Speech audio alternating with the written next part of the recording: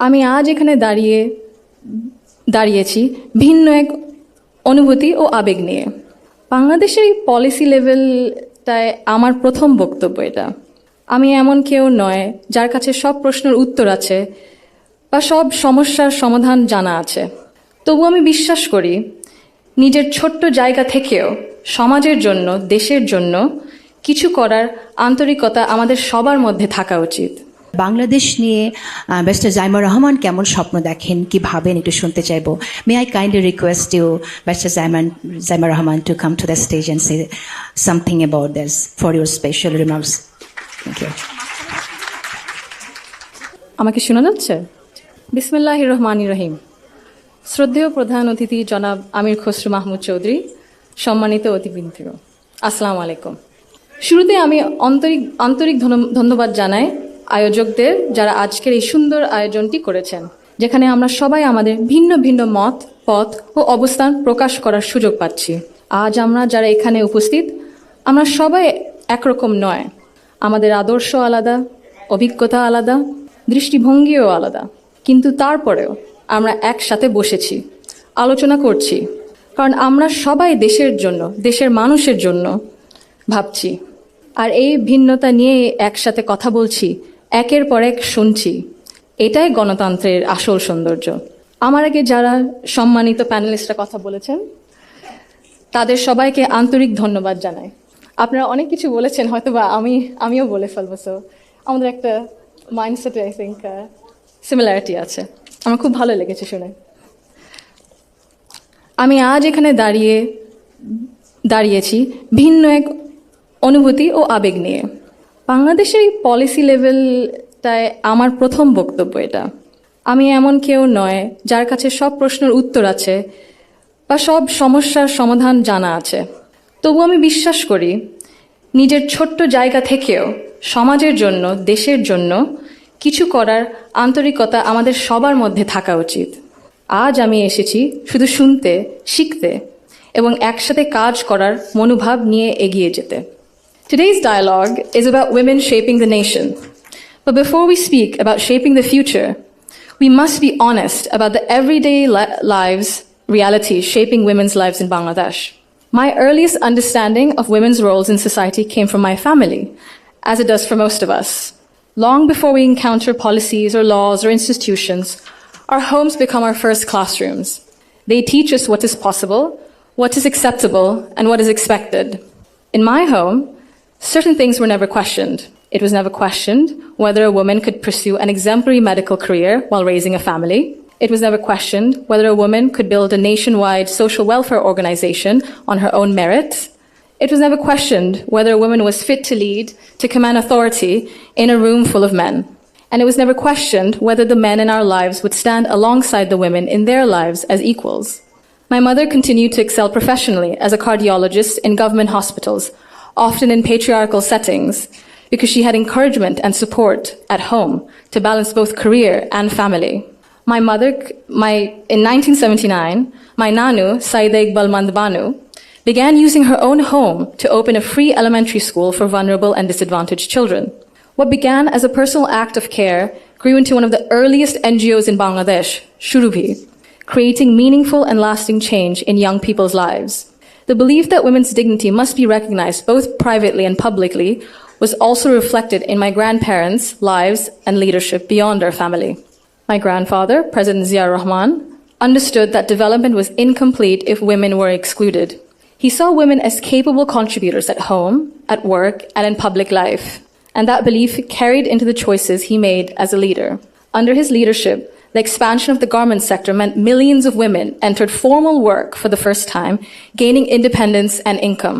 The creation then of the Ministry of Women's Affairs reflected a conviction that improving the lives of women and girls required intention and structure. These were not just policy decisions, but they were an extension of the values that he lived by personally.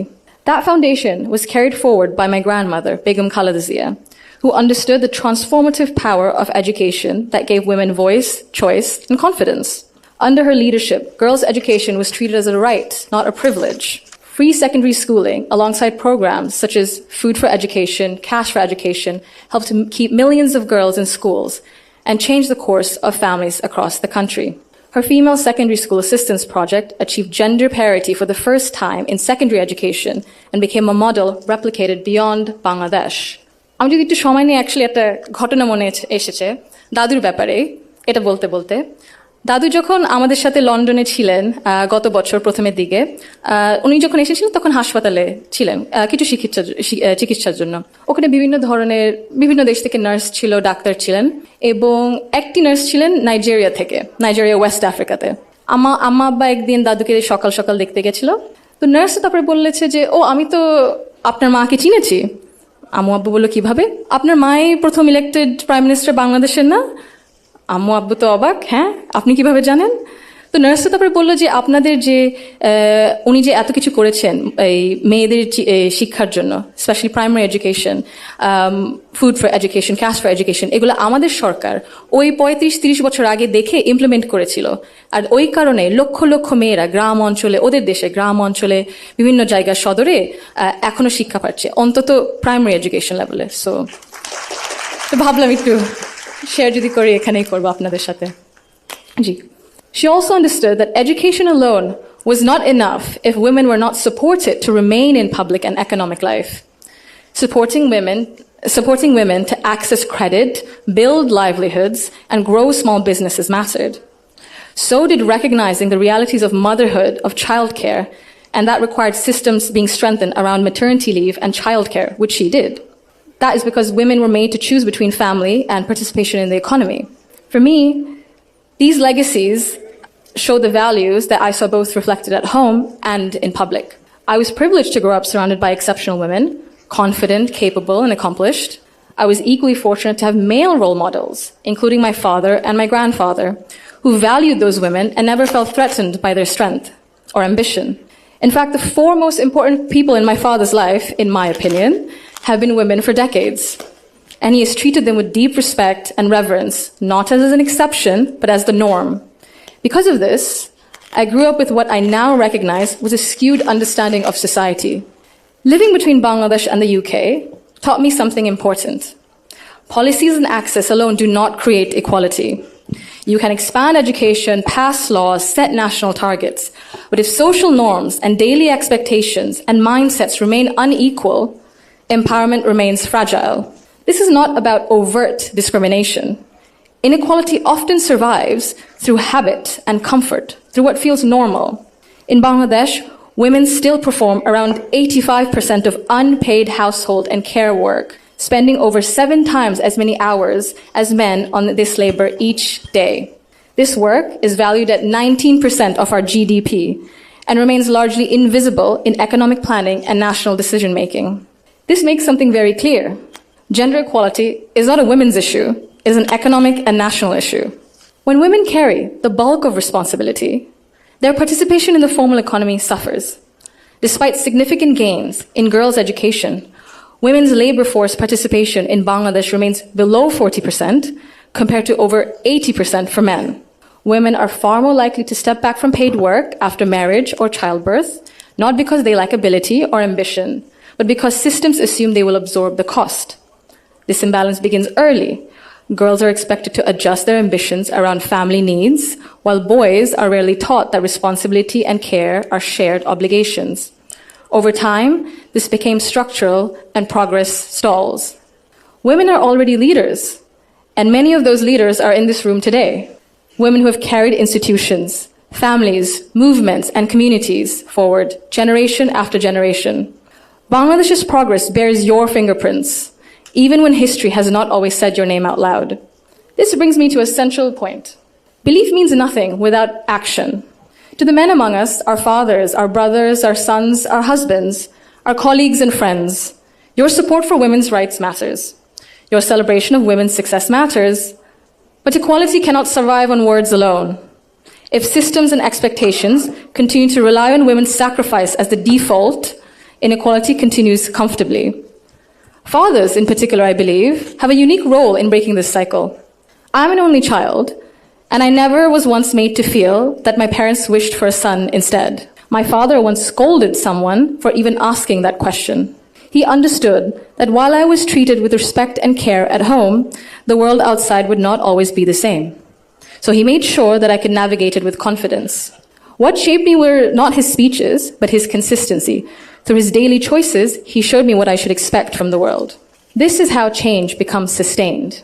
When men confront in our lives, in our homes, unconscious bias honestly and model their behavior through respect and action, they create space for women not just to survive, but to thrive. In Bangladesh, the cost of inaction is visible. Girls' dropout rates sharply rise during adolescence. Women in public life, in leadership, face harsher judgment. In Bangladesh alone, there's a statistic that 78% of women have faced harassment online, primarily from Facebook. Education and opportunity collapse if inequality at home and in mindset remains untouched. And for a country facing climate change, economic and political transition, demographic pressure, Bangladesh cannot afford to sideline half its population through exhaustion and social expectation. When women are welcomed rather than sidelined, they do not only change their own lives, they change the future of their families and the future of the nation. If Bangladesh wants real progress, not symbolic success stories, but sustained national development, then empowerment cannot stop only at classrooms, only in offices or policies. They must reach our homes, our institutions, and our mindsets. And it must be the responsibility of all of us. I thank you all for engaging in an inclusive dialogue today that reflects the true spirit of progress. Thank you. Thank you so much for your valuable opinion and remarks, Barrister Zaima Rahman. May I kindly request you to be seated on the stage with us.